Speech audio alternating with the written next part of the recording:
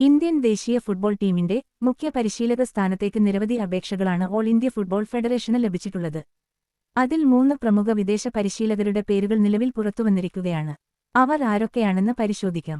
Spanish പരിശീലകൻ Antonio Lopez ഹബാസാണ് അപേക്ഷ നൽകിയവരിൽ പ്രധാനി. ഇന്ത്യൻ ഫുട്ബോളിന് ഹബാസ് ഒരു ഇതിഹാസ പരിശീലകനാണ്. ISL-ൽ ATK മോഹൻ ബഗാനെ 2 തവണയും ATK കൊൽക്കത്തയെ 1 തവണയും ചാമ്പ്യന്മാരാക്കിയാണ് അദ്ദേഹം തന്റെ കഴിവ് തെളിയിച്ചത്. ഇന്ത്യൻ സാഹചര്യങ്ങളെക്കുറിച്ച് വ്യക്തമായ ധാരണയുള്ള അദ്ദേഹത്തിന്റെ പേര് KL നൗവാണ് റിപ്പോർട്ട് ചെയ്തത്. അർജന്റീനൻ പരിശീലകൻ റോഡോൾഫോ സപാറ്റയും ഇന്ത്യൻ ടീമിന്റെ പരിശീലകനാകാൻ താൽപര്യം പ്രകടിപ്പിച്ച് അപേക്ഷ നൽകിയിട്ടുണ്ട്.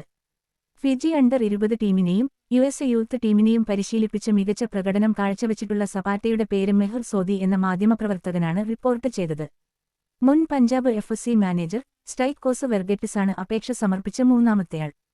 I-ലീഗിലും ISL-ലും പഞ്ചാബ് FCയെ പരിശീലിപ്പിച്ച് ശ്രദ്ധേയമായ പ്രകടനം കാഴ്ചവെച്ച വെർഗെറ്റിസ് ഇന്ത്യൻ ഫുട്ബോളിൽ പുതിയ തന്ത്രങ്ങൾ ആവിഷ്കരിക്കാൻ കെൽപ്പുള്ള പരിശീലകനായാണ് വിലയിരുത്തപ്പെടുന്നത്.